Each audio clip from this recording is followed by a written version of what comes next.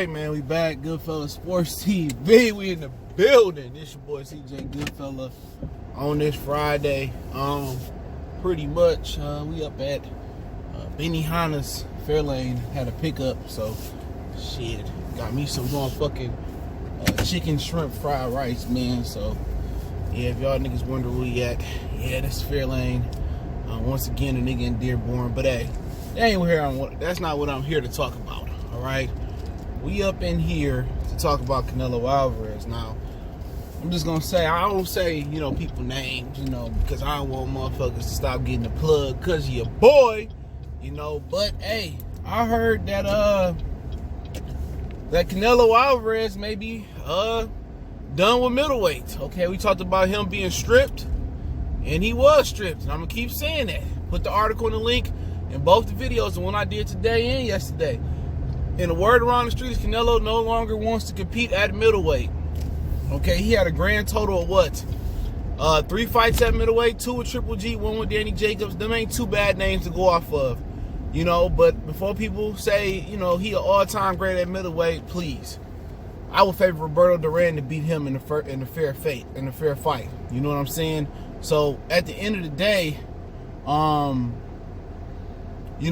don't know if it's he can't make the weight, he don't want to make the weight no more, and that would kind of be a telling thing for me. Okay, the reason why that would be a telling thing for me is because he has closed down all them years to make welterweight early in his career, 154 junior middleweight, and then all of a sudden he go to 160, and matter of fact 164 and a half with Chavez. Okay, he went there for a minute, and then came down to 160, and then he automatically maybe can't make middleweight or struggling to make it. Why is he struggling to make middleweight if that's the case?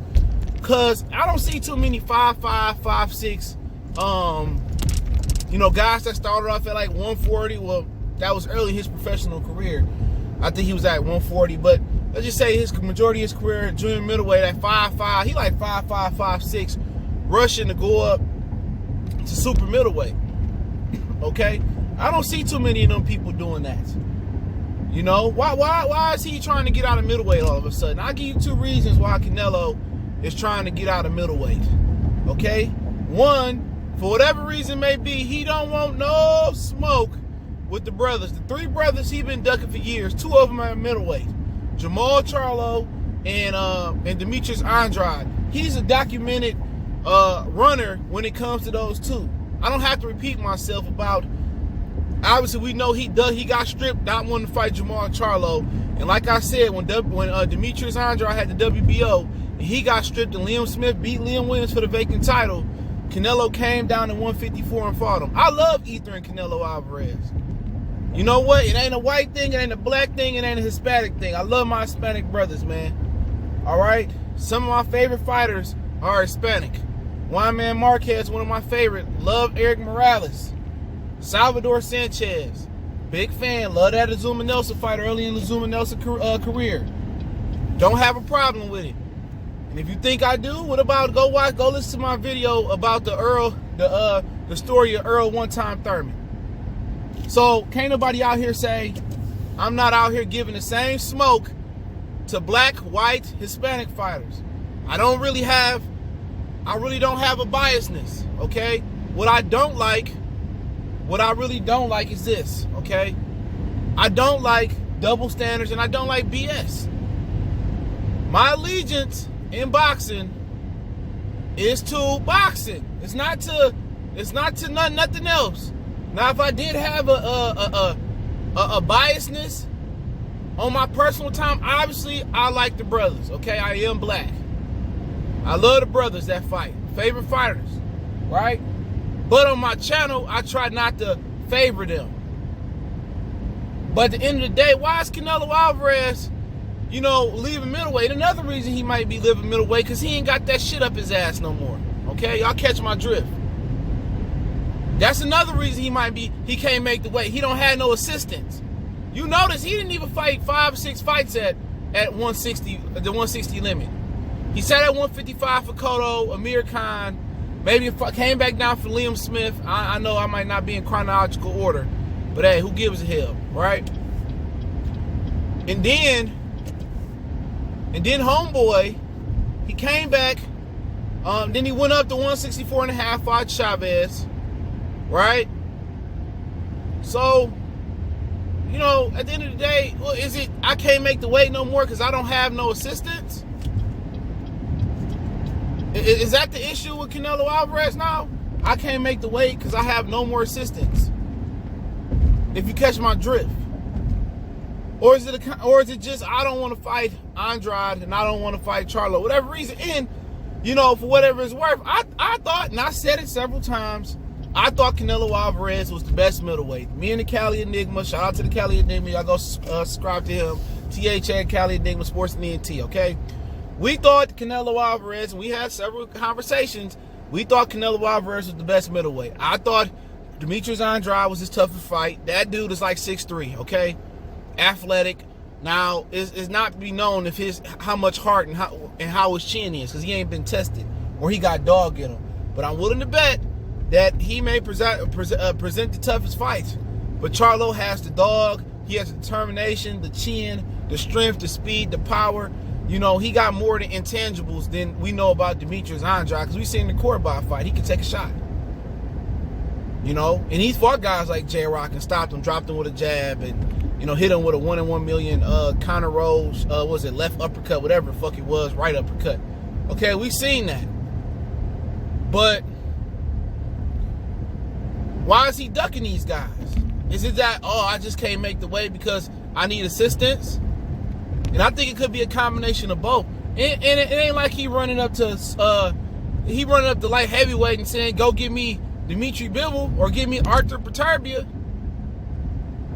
Beterbiev better be whatever his name is. He the baddest joker at 175. We can argue all. He'll put Bivol lights out. He'll put Bivol lights out. He'll give Bivol an energy shutdown bill. Shut off bill. It'll be shut off. He'll shut his power off. No doubt in my mind. You know? Guys think, oh man, he'll fold him like some clothes. He ain't gonna fuck with Beterbiev, but you know what he about to do to Kovalev? If he move up fight Kovalev and they can get Yard to step aside, which won't be hard because Yard don't want to fight Kovalev no way, okay? He ain't done shit yet. But you wanna know something? He gonna drain the fuck out of he's going to drain the hell out of Kovalev. Okay? He going to drain Kovalev and he gonna do some type of catch weight with Kovalev or rehydration clause with Kovalev. Kovalev won't be at his 100% best. Because why would Canelo, okay? Why would Canelo automatically go up to light heavyweights and not have no stipulations? Come on, man. When he done that? He didn't put no rehydration clause in the favor of Khan or Miguel Cotto. They said he blew up to like 190 pounds versus Miguel Cotto. That's what they said. He blew up to 190 fucking pounds. So, I mean, you know, at the end of the day, he put stipulations on Chavez. He drained him to 164.5. Since he went up to 160, it's Rocky Fielding. He put a rehydration clause on Rocky Fielding too. So, I mean, you think he about to go up to 168 and fight Callum Smith and not put shackles on him? And or he about to jump up another weight class with Kovalev and not push. Why is he picking Kovalev? For one, they know Kovalev don't have no stamina. For two, they know Kovalev can't take it to the body. For three, they know Kovalev is a damn near senior citizen at this point. They know these things. And they about to drain his ass. They know Kovalev looking for the payday. He didn't get paid versus Andre Ward. So they know Kovalev willing to do whatever they say. If they say fight at 172, you can't go above 182 come fight night, that's what they know.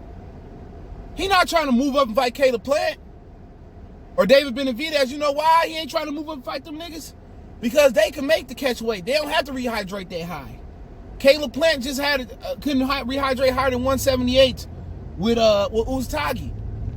In real talk, he probably at some point in time could still make middleweight. I'm not sure if he still can to this day. But at some point in time, he still can make middleweight. And he know they young enough and spry enough. Shit, Alex Ariza said he can get David Benavidez down to 160 to fight Triple G. He said those things. He said he can get him down to 160. He said if I get Chavez down to middleweight, I can get Benavidez there. You know, and that's just really on the cool. That's on the cool, man. I don't know why. And people think he about to go up there and not put no shackles on them fighters' asses, man. I ain't trying to hear that. This fucking train. I can't stand this train right here, man. But I gotta take a detour. But like I said before, man, he about to get out the spot again. They gonna give him a pass and whoop-de-whoop. But you know what? To me, Canelo ain't gonna be no fucking. To me, he ain't gonna be no all-time great. He'll be a really good fighter in his era, and I'm not gonna continue to hold that PED against him because of being an all-time great. Okay, I mean, you can hold it against him, but I'm gonna put it to the side right now. My reason for him not being an all-time great is because he never moved like a champion. Okay, he never moved like a champion. He didn't. He did not move like a champion.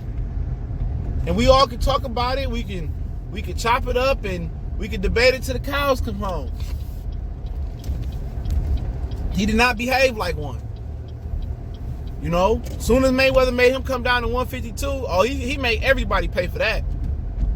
He made everybody pay for what Mayweather made him do.